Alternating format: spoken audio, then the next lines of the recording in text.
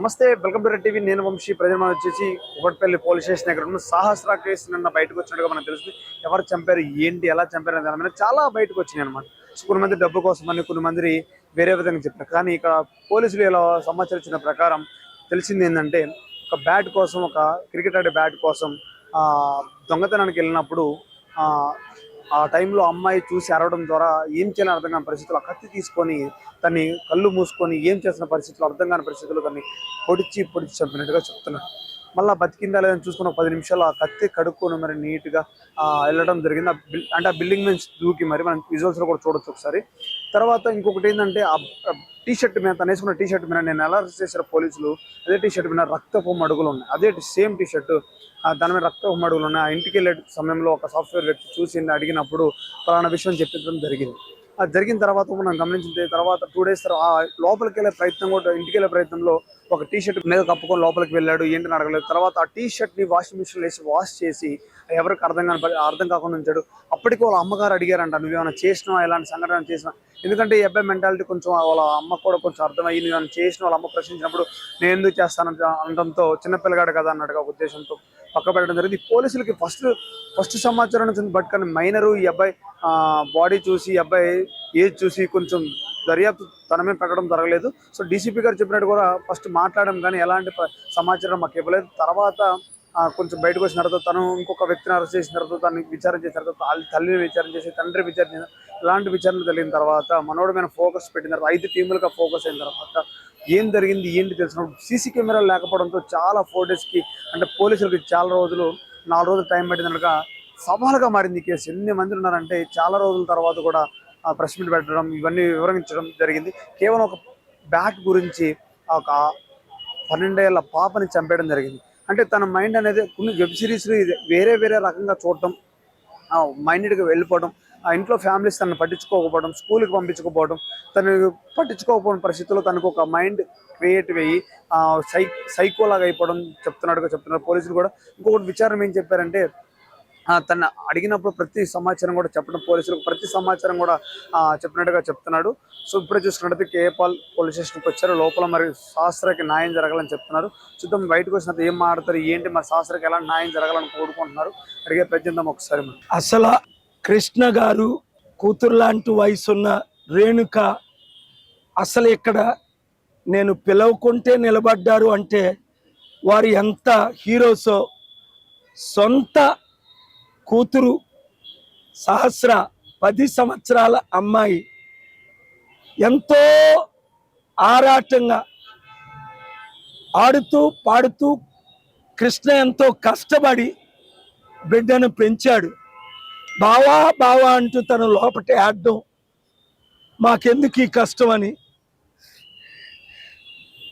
చాలా కష్టం. ఇలాంటి ఘటన ఇంకొకటి జరగకుండా ఉండాలంటే చట్టం, ఒక కొత్త చట్టం పెట్టడానికి, దానిపై 3 ఆర్డర్స్ తీసుకురావడానికి నేను ప్రయత్నిస్తానని సర్కిల్ ఇన్స్పెక్టర్ కేవి సుబ్బారావు గారికి, వారి టీంకి చెప్పాను.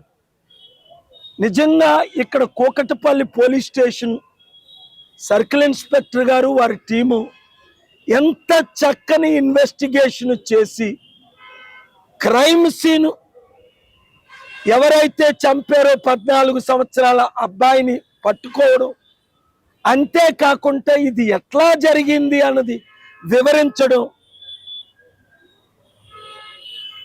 నాకు యూస్ఫుల్. సుప్రీంకోర్టులో ఈ వారం మీరు చూశారు, బెట్టింగ్ యాప్ల ద్వారా లక్షల మంది ఆత్మహత్యలు చేసుకుంటున్నారని మే 23ని ఆగస్టు 1ని సుప్రీంకోర్టులో నేనే వాదనలు వినిపించి 11 సంవత్సరాలుగా ఏ గవర్నమెంటు పట్టించుకోవట్లేదు అని ఒక చట్టాన్ని తీసుకొచ్చాం.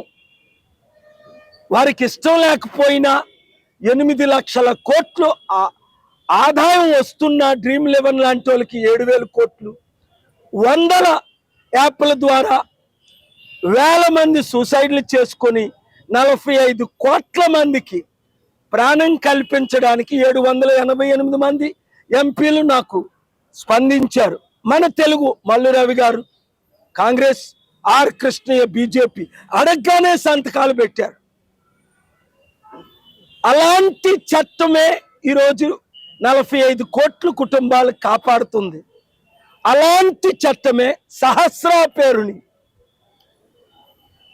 నేను సుప్రీంకోర్టులో ఆర్డర్ తీసుకొచ్చి పార్లమెంట్లో కానీ వచ్చే సెషన్లో పెట్టకపోతే సుప్రీంకోర్టు డైరెక్షన్ ఏ విధంగా బెట్టింగ్ యాప్ల్లో ఏంటి, నిమిష విషయంలో ఏంటి ఆర్డర్స్ తీసుకొచ్చాను నిన్న, అదే చట్టాన్ని తీసుకురావాలని నాకు పూర్తి నమ్మకం ఉంది. జ్యుడిషియరీ మీద నాకు పూర్తి నమ్మకం ఉంది. పార్లమెంట్ మెంబర్స్ ఆఫ్ పార్లమెంట్ మీద ఒకవేళ ఈ నెల రోజుల్లో మరలా సెప్టెంబర్లో సెషన్ ఉంది, వారి చట్టాన్ని తీసుకురాకముందే నేను కోర్టుకి వెళ్తానేమో. అప్పుడు నేను కృష్ణ గారిని, రేణుకాని నాతో పాటు కోర్టులోకి తీసుకెళ్తే, కామారెడ్డి రైతుల కుటుంబాన్ని తీసుకెళ్ళినప్పుడు ఫిబ్రవరి 13, 2022లో ఎంత న్యాయం చేశారో అప్పుడు మన తెలంగాణ చీఫ్ జస్టిస్ భుయాన్ గారు. మీ మద్దతుతో నా ప్రాణం ఉన్నంత వరకు ఈ అవినీతి పరులతో పోరాడతా. వారు ఎంత పవర్ఫుల్ లీడర్స్ అయినా న్యాయం చేస్తాం. సహస్రా లాంటి బిడ్డ, మరొక బిడ్డ చనిపోకూడదు. ఆ చంపిన కుర్రవాడు 14 సంవత్సరాలు అయినప్పటికీ స్పీడ్ ట్రయల్ 6 నెలల్లో చేయించి అడల్ట్ గా శిక్ష విధించి ఓ 10-20 సంవత్సరాల తర్వాత తల్లిదండ్రులు ఒప్పుకుంటే క్షమిస్తామేమో. మూడవది, ఈ క్రైమ్ సీన్ అబ్బాయి ఎలా తీశాడు. అబ్బాయికి ఫోన్ ఎవరిచ్చారు? తల్లిదండ్రులు. ఎందుకు ఇచ్చారు? అబ్బాయిని ఎలా పెంచారు తల్లిదండ్రులు? మొన్న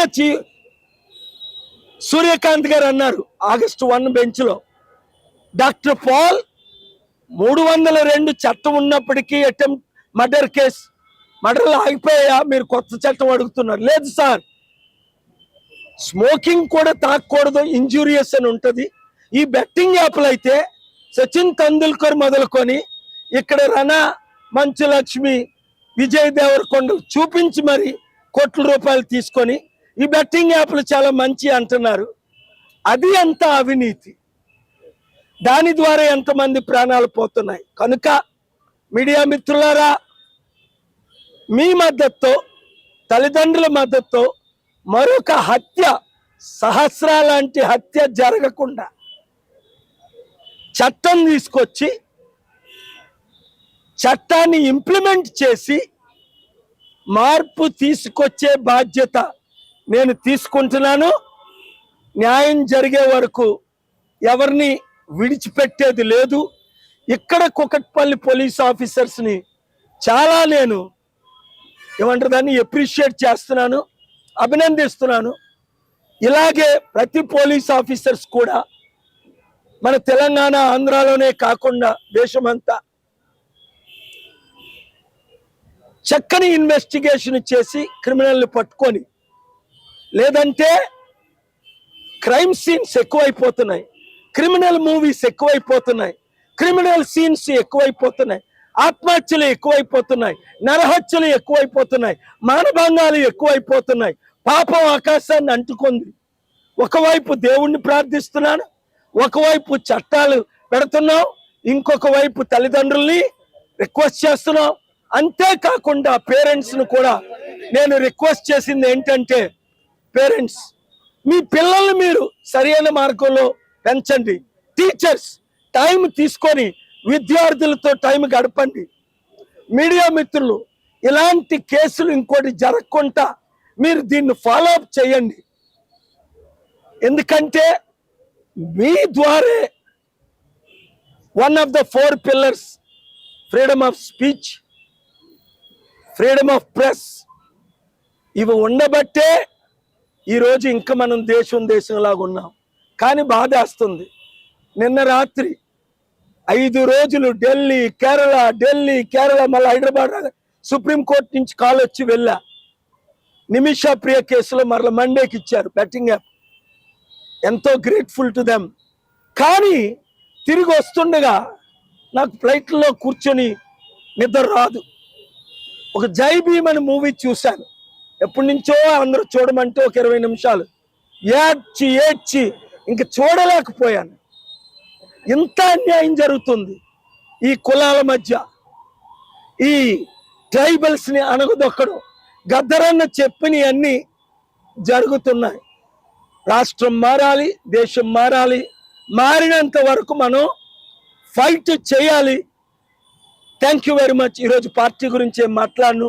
మా పార్టీ మీటింగ్ ఆల్రెడీ జూబ్లీ హిల్స్లో మార్నింగ్ జరిగింది. రేణుక ప్లీజ్.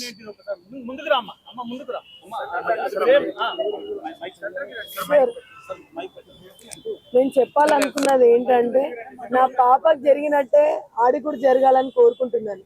ఇంకోటి ఏంటంటే, నా పాపకు జరిగినట్టు ఇంకోటి జరగకూడదు. నేను మొదటి నుంచి కూడా అదే కోరుకుంటున్నాను. ఒక చట్టం అనేది రావాలి. ఇలాంటి మటర్లు ఇలాంటి చిన్నపిల్లలు చేస్తే మైనర్లు కదా అని వదిలేయడం కాకుండా, ఇలాంటి చేసిన వాళ్ళకి ఇంకా ఇలాంటిది ఉంటది అని భయపడాలి లోకం. నాలాంటి తల్లి ఇంకోరు ఈ స్థానంలో నిలబడొద్దని నేను మనస్ఫూర్తిగా కోరుకుంటున్నాను. అది రావాలి, ఖచ్చితంగా రావాలి. అదే న్యాయం కోరేది కూడా నేను అదే. నా పిల్లని ఎలాగో తీసుకురాలేరు, ఎవ్వరు తీసుకురాలేరు, నేనైనా తీసుకొచ్చుకోలేను. అలాంటిది అసలు అంత ఘోరంగా చంపారంటే మీరే ఆలోచించండి. ఇలాంటివి వదిలేస్తే ఇంకెన్ని జరుగుతాయి? ఎంతమంది తల్లులు బాధపడాలి ఈ దేశంలో చెప్పండి. అలాంటివి నాతోనే ఎండ్ కావాలి, అబ్బాయితోనే ఎండ్ కావాలి, మా పాపేది ఆదర్శం కావాలి అని నేను మనస్ఫూర్తిగా కోరుకుంటున్నాను. సహస్రాన్ని చంపినందుకు ఇలాంటివి జరుగుతుంది అని ఒక చట్టం రావాలి. ఇట్లా చంపడం వల్ల ఇలాంటి జరుగుతుంది, ఇలాంటివి ఇక ముందు జరగకూడదు. జరిగితే ఇదే శిక్ష పడుతుంది. అలాంటి వాళ్ళకి గట్టి శిక్ష పడుతుంది, గట్టి శిక్ష. అది నా కూతురు లాంటి శిక్ష పడాలని కోరుకుంటుంది. ఇప్పుడు మీ పాపను చంపిన బాలుడికి 14 రోజుల రిమాండ్ విధించారు. ఇప్పుడే జైలు కూడా పోయాడు. అది ఏం చేస్తారో మీకు తెలియదు. నాకు న్యాయం కావాలి. అదే నా పాప ఏం పాపం చేసిందని అన్ని కత్తిపోట్లు పడవాలి. చెప్పండి, ఎలాంటి శిక్ష పడుతుందో నాకు తెలియదండి. నాకు అలాంటి శిక్ష కావాలని నేను కోరుకుంటున్నాను. నా పాప లాంటి శిక్ష నాకు కావాలి. ఇంకో పిల్లకి జరగకూడదని ప్రపంచం భయపడాలంటే ఎలాంటి శిక్ష వేస్తారు చెప్పండి? నేను అదే కోరుకుంటున్నాను. ప్రపంచం భయపడాలి. ఇలాంటి చేయాలంటే ఇంకో పిల్లోడు భయపడాలి. ఇప్పుడు పోలీసులు చెప్పినట్టుగా ఇన్వెస్టిగేషన్ మీరు నమ్ముతున్నారా? మీకు ఇంకేమైనా అనుమానాలు? నేను నమ్ముతున్నాను, పోలీసులను నమ్ముతున్నాను. ఎందుకంటే ఇంత కష్టపడి పట్టుకున్నారు ఆ అబ్బాయిని. సో నమ్ముతున్నాను కాబట్టి వాళ్ళు చెయ్యాలి. వాళ్ళు చేస్తేనే నేను చెప్తాను చేశారా లేదా ఏంటా అనేది. న్యాయం జరగాలన్నది మీరే చూడాలండి సార్. నేను అంతకు మించి ఇంకెంత ఫైట్ చేయాలి చెప్పండి? నా పాపను పొడగొట్టుకొని నేను ఏడ్చుకుంటా, బాధపడుకుంటా. నేను ఫస్ట్ డే నుంచి కూడా అదే చెప్తున్నాను, ఇప్పుడు కూడా అదే చెప్తున్నాను.